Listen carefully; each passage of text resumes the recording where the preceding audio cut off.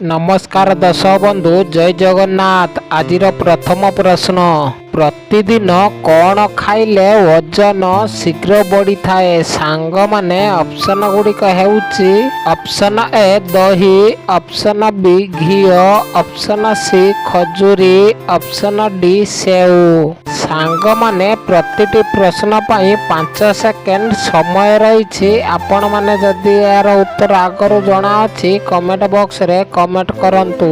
सांग माने वीडियो टिको जदि प्रथम थर देखुचंती लाइक करी चैनल को सब्सक्राइब करि दियंतु। समयटी आरंभ हेउछि एबेठारु।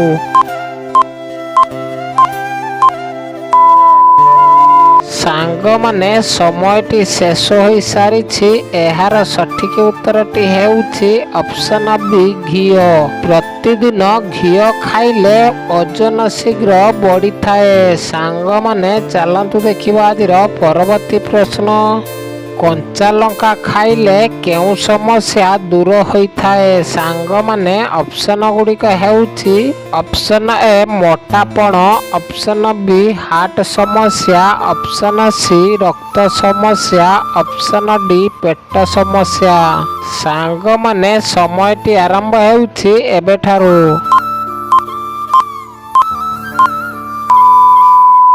सांग माने समयटी शेष हो सारी। एहार सठिक उत्तर हेउछि ऑप्शन सी रक्त समस्या। कंचा लंका खाइले रक्त अपरिष्कार थिले परिष्कार होइथाए। सांग माने चलंतु देखिबा आजिर परवर्ती प्रश्न, केउ रोगी चेरकोली बहुत उपकारी अटे? सांग माने ऑप्शन गुड़िक हेउछि ऑप्शन ए हार्ट रोग, ऑप्शन बी मधुमेह रोग, ऑप्शन सी हईजा रोग, ऑप्शन डी कोष्ठकाठिन्य रोग। सांग माने समयटी आरंभ हेउछि एबेठारु।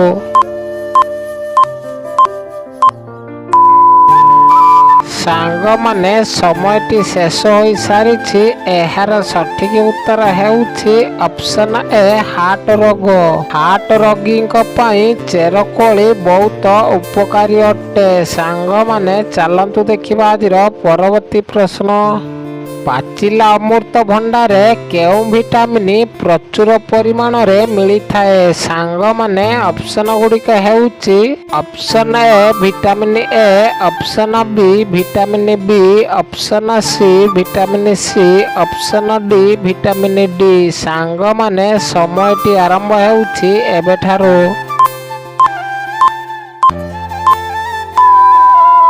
सांग माने समयटी शेष हो सारी। एहार सठिक उत्तर हेउछि ऑप्शन ए विटामिन ए। पाचिला अमृत भंडारे विटामिन ए प्रचुर परिमाण रे मिली थाए। सांग माने चलंतु देखिबा आजिर परवर्ती प्रश्न, सप्ताहर केउ दिन तुलसी पत्र तोलिबा उचित नुहे? सांग माने ऑप्शन गुड़िक हेउछि ऑप्शन ए सोमवार, ऑप्शन बी मंगलवार, ऑप्शन सी गुरुवार, ऑप्शन डी शनिवार।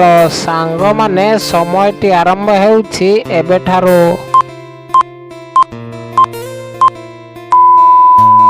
सांग माने समयटी शेष हो सारी। एहार सठिक उत्तर देखिबा आगरू वीडियोटी को लाइक कर दियंतु। आपण माने केउ जिल्लारू वीडियो देखुचंती कमेंट बॉक्स रे कमेंट करंतु। एहार सठिक उत्तर हेउछि ऑप्शन सी गुरुवार। गुरुवार दिन तुलसी पत्र तोलिबा उचित नुहे। सांग माने चलंतु देखिबा आजिर परवर्ती प्रश्न, अमृत भंडा खाइबा द्वारा केउ समस्या दूर होइथाए? सांग माने ऑप्शन गुड़िक हेउछि ऑप्शन ए हार्ट समस्या, ऑप्शन बी किडनी समस्या, ऑप्शन सी गैस समस्या, ऑप्शन डी मस्तिष्क समस्या। सांग माने समयटी आरंभ हेउछि एबेठारु।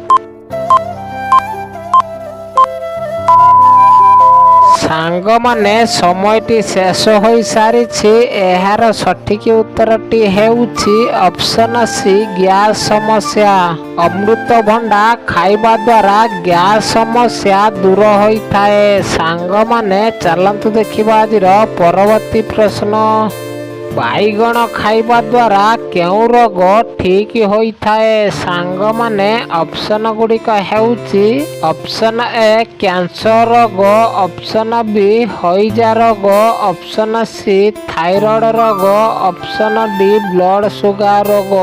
ସାଙ୍ଗମାନେ ସମୟଟି ଆରମ୍ଭ ହେଉଛି ଏବେଠାରୁ।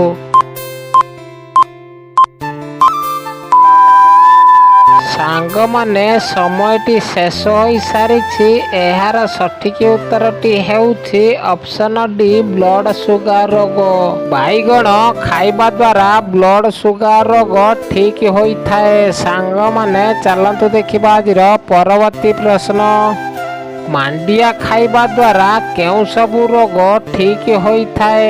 ସାଙ୍ଗମାନେ ଅପସନ୍ ଗୁଡ଼ିକ ହେଉଛି ଅପସନ୍ ଏ କ୍ୟାନ୍ସର ରୋଗ, ଅପସନ୍ ବି ହୃଦରୋଗ, option C acidity, option D diabetes ରୋଗ। ସାଙ୍ଗମାନେ ସମୟଟି ଆରମ୍ଭ ହେଉଛି ଏବେଠାରୁ।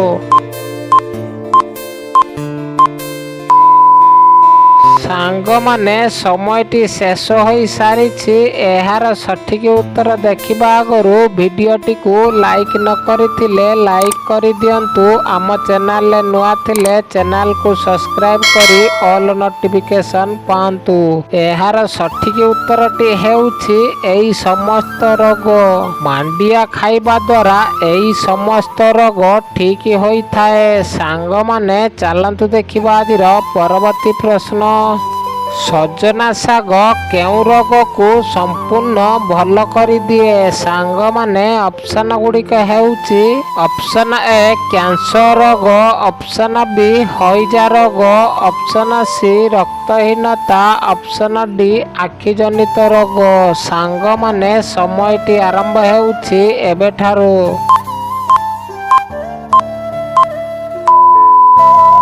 ସାଙ୍ଗମାନେ ସମୟଟି ଶେଷ ହୋଇସାରିଛି। ଏହାର ସଠିକ୍ ଉତ୍ତର ହେଉଛି ଅପସନ୍ ସି ରକ୍ତହୀନତା, ଅପସନ୍ ଡି ଆଖି ଜନିତ ରୋଗ।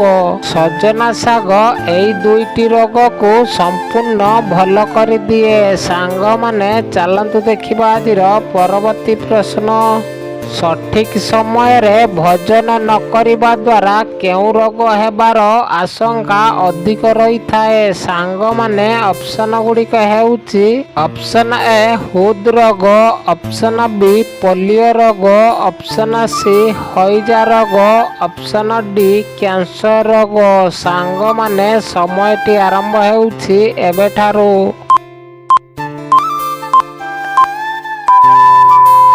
ସାଙ୍ଗମାନେ ସମୟଟି ଶେଷ ହୋଇସାରିଛି।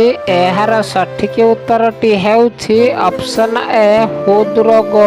ସଠିକ୍ ସମୟରେ ଭୋଜନ ନ କରିବା ଦ୍ୱାରା ହୃଦରୋଗ ହେବାର ଆଶଙ୍କା ଅଧିକ ରହିଥାଏ। ସାଙ୍ଗମାନେ ଚାଲନ୍ତୁ ଦେଖିବା ଆଜିର ପରବର୍ତ୍ତୀ ପ୍ରଶ୍ନ। ପ୍ରତିଦିନ ଉଷୁମ ପାଣି ସହିତ ଲୁଣ ସେବନ କରିବା ଦ୍ୱାରା କେଉଁ ରୋଗରୁ ମୁକ୍ତି ମିଳିଥାଏ? ସାଙ୍ଗମାନେ ଅପସନ୍ ଗୁଡ଼ିକ ହେଉଛି ଅପସନ୍ ଏ କ୍ୟାନ୍ସର ରୋଗ, ଅପସନ୍ ବି ମଧୁମେହ ରୋଗ, ଅପସନ୍ ସି ଆଣ୍ଠୁଗଣ୍ଠି ଯନ୍ତ୍ରଣା, ଅପସନ୍ ଡି ହଇଜା ରୋଗ। ସାଙ୍ଗମାନେ ସମୟଟି ଆରମ୍ଭ ହେଉଛି ଏବେଠାରୁ।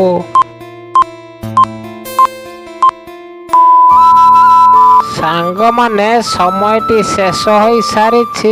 ଏହାର ସଠିକ୍ ଉତ୍ତର ଦେଖିବା ଆଗରୁ ଭିଡ଼ିଓଟିକୁ ଲାଇକ୍ କରିଦିଅନ୍ତୁ। ଏହାର ସଠିକ୍ ଉତ୍ତର ହେଉଛି ଅପସନ୍ ସି ଆଣ୍ଠୁଗଣ୍ଠି ଯନ୍ତ୍ରଣା। ପ୍ରତିଦିନ ଉଷୁମ ପାଣି ସହିତ ଲୁଣ ସେବନ କରିବା ଦ୍ୱାରା ଆଣ୍ଠୁଗଣ୍ଠି ଯନ୍ତ୍ରଣାରୁ ମୁକ୍ତି ମିଳିଥାଏ। ସାଙ୍ଗମାନେ ଭିଡ଼ିଓଟିକୁ ଶେଷ ଯାଏ ଦେଖିଥିବାରୁ ଆପଣ ସମସ୍ତଙ୍କୁ ବହୁତ ବହୁତ ଧନ୍ୟବାଦ। ଜୟ ଜଗନ୍ନାଥ।